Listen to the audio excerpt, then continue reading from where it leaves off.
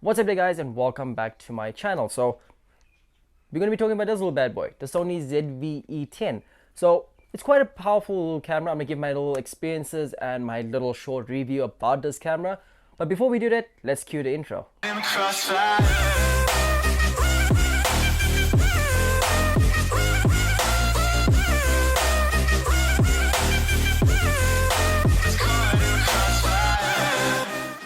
Okay, let's get into it. This camera here is the Sony ZV-E10.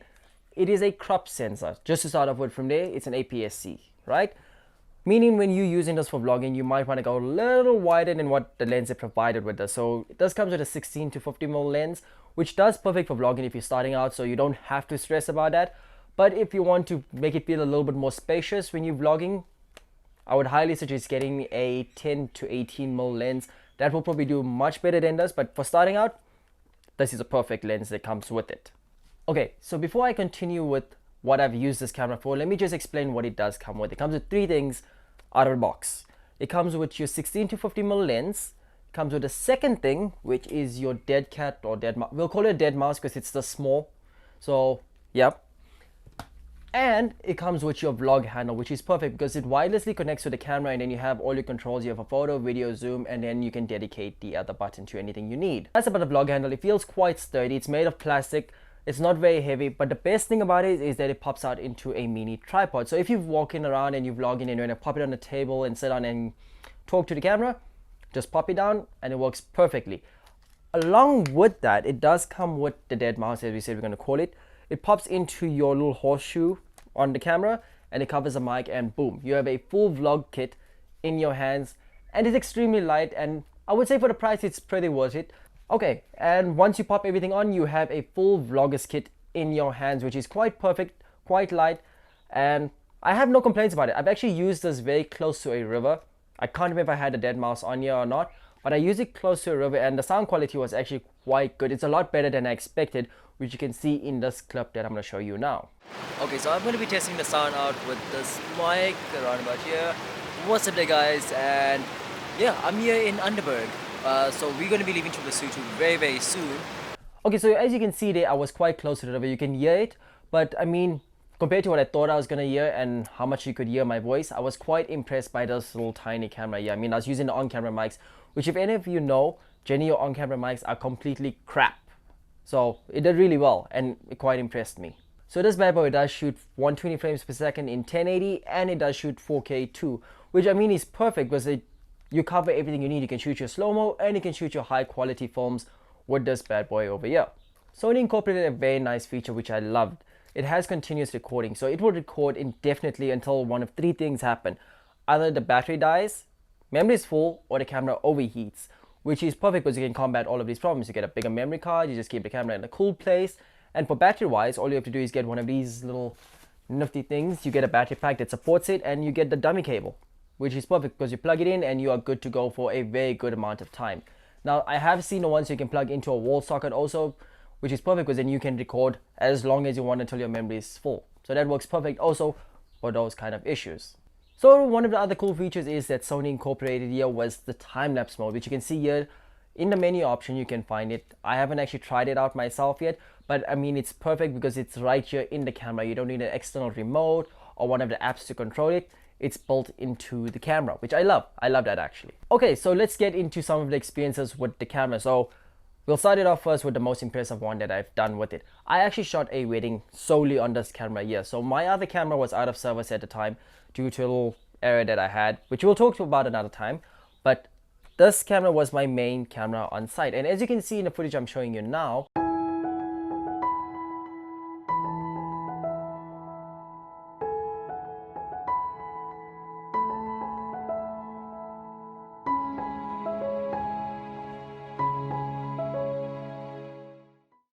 this is really impressive. I was quite impressed with what this camera was outputting. So it did really well, especially in low light. I also shot a wedding in low light with this camera, and it did a lot better than I expected. I mean, look at the size of this thing. Come on. It did really well for that. So it was really impressive to see how well this camera works in low light and in under the conditions I put it, especially being the main camera on a wedding event. So I was quite impressed with it. I was recently in Lesotho also, which is quite cold there, and there was a lot of snow. And this camera did actually pretty well. I never had a too cold error or anything like that on this camera. It did really well, which I was quite impressed, especially I didn't know what was the limits of this camera. I haven't tried it. So that was definitely a very good indicator of how well this camera works in cold temperatures. Okay, so one of the cool things that this camera does have that you're most likely waiting to see is it has a flip out screen. So it's perfect for vlogging. And I mean, you just pop it out, you can see everything, your exposure, your settings and everything, without having to break the bank and get an external monitor, which is what you would normally do if you cannot see what you're vlogging. And that means just carrying around extra gear, setting up, and you're not as mobile as just walking out, popping it there, vlog handle, flip out screen, and a good mic to start out with. So this is definitely a very good setup. Okay, so one of the very cool features that Sony has put into this camera, which I wish my camera also had, is these little recording lights. So we're going to start with the first one. There's one right here in front, which is a recording lamp, which is perfect because that means you can see from the front of the camera if it's actually still recording, which I've actually had an issue with that because if you click record, you don't know if it's recording and you don't have the screen face to you. The second one is you can actually see that there's a border that goes around the camera screen to tell you that you are recording. I love that. That makes it so much easier when you're on events, one, because you can see if it's recording from a distance because of the front recording light. Two, when you're vlogging, you actually know if it's vlogging because come on, the red light's going to show in your face, and on the screen when you flip it, you have the border that shows it. It is a really helpful feature and it's very underrated, but I wish a lot more cameras came with more indicator lights such as this. You can obviously, if I'm correct, I'll have to double check the menu, you can actually put the recording light off if need be. Okay, so speaking about the recording lights, they are definitely a must. I mean, a lot of the times you want to see if you are recording. Those are super helpful and really underrated. I've had cases where I thought I clicked record, but it wasn't recording and then I missed that part of the event. Thankfully, it was normally a 2-camera setup, so I saved myself. One of the things I don't like about the camera is that the button layout is very simple, but at the same time, I think it's also a very good thing if you're going to be using it a lot for vlogging. You don't want to be having to change all these settings and all of that. It's very simple. On the top, the one button controls 3 modes. You can turn it into photo mode, video mode, and slow motion mode. So that is your button layout on top. You have your record. Okay, so all your other control options are going to be set within the camera. You can put this camera in full manual mode. It just means a little bit more work, but all those menus are accessible through going deep into the menu, which kind of sucks because instead of having an easy control on the top, you have to go that far in. But I mean, it works fine if you want to activate shutter priority or aperture priority or whatever, and so on and so forth. Will be done within the camera menu and not from a simple turn of a knob. That's the only thing I wish, but then again, if using this just for vlogging, this would be a perfect set for you. I mean, it's simple layout. You don't have to worry about setting anything. You just set it once and that's it. You just go out and vlog and you can change all your settings easily. Okay, so this is a vlog camera, so there is no built-in flash or anything made for that use. It is purely for vlogging, so it's made for that. Most of your space here on top is your mic. You have your horseshoe, so if you want to actually pop a flash on here externally, you can most definitely do that. I've done that before and it works perfectly for me. So yeah, it's a nice nifty little camera. I'm quite impressed with everything that's done. It does have another mode in here which is for product review. I haven't tried it, but I mean, we can give it a try right now and see how well that does. I'm just gonna grab something random and try to see how well it works. First, I gotta figure out how to use that mode. So let's see how that goes. Top for sound. So what you're hearing currently is straight from the camera, which is actually not recording any sound. I'm outside now to give the Sony ZV-E10 a full test. So we're losing a bit of light. It's a bit dark. I'm currently pushing at 3.5 f3.5 and ISO 1600. So we're gonna make this a little quick. One of the key things I forgot to mention, but kind of gave it away, is that the lenses are interchangeable on this camera, which makes it perfect to swap out lenses and use much higher premium lenses on here, which makes it perfect. So we're going to be testing out a few things here. We're going to be testing out the full setup as it is right now, which I'll mention, and then we're going to be testing out the product review and the background blur, which I don't think we're going to see too much because it's already blurry as it is, but I'll just show you what that mode does. This kind of setup the way I have it right now. We have the flip out screen, meaning I can see what I'm recording.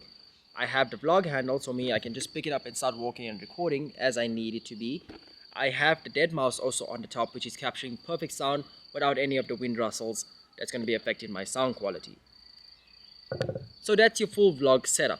Now what we're going to be doing, we're going to be testing the product review, which I don't think is activated. No, that's not activated. So I'm going to activate it now, and then we're going to see how well it does with tracking the product, because obviously when you're showing products or if you bring it closer to the camera, it should focus on that and unfocus from your face, if that makes sense. So we're going to hit that mode. Now I just need to figure out where it is. Let's see.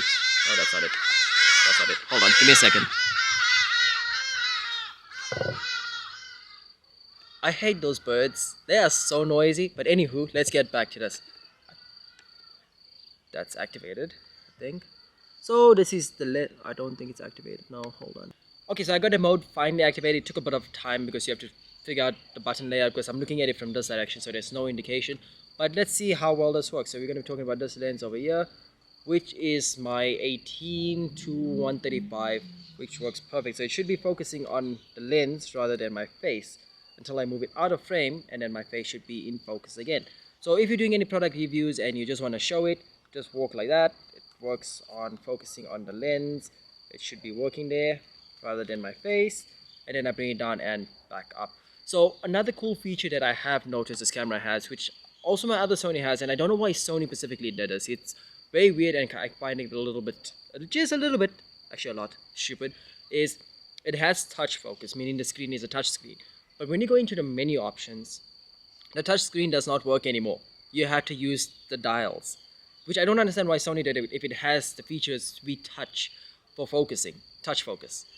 So that was one of the things that I do hate about it. That's another thing I don't like about the camera. But beside that, I think it's a pretty good camera to be starting out for vlogging for its price range, and especially, I mean, with all the accessories that it comes with, you have a full vlog kit in your hands, and it's super small. Just pop it in your pocket or in a small camera bag and you're pretty much sorted. One more mode I've got to show is actually the blur, which I don't think it's going to work perfectly, but it should give you an idea. So if I click it, I defocus the background, and if I click it again, the background should be clear, which obviously is playing a lot with your aperture. So it's going to take your aperture to a much higher number to get that all in focus, and then I'll just click it back. So it's blur, but it's going to play with your exposure, so do keep that in mind. Normally works a lot better if you're shooting in auto mode, because then obviously, or any of your priority modes, but then it'll be just changing those kind of modes and not affecting your exposure too much. But obviously I got it in full manual because I prefer to have control of everything on my camera. That is currently what's happening. So yeah, that's my little review and experience with this camera. Thank you so much guys for watching this video. I really appreciate it. I'm gonna end it up on the Sony ZV-E10 because it would make sense ending off a vlog on a vlog camera. Please don't forget to like, subscribe, hit the notification bell if you haven't, and I hope I answered all of your questions regarding this camera. If you do have any more, do drop them in the comments and I will do my best to answer them. But I shall see you all in the next video. Thank you so much.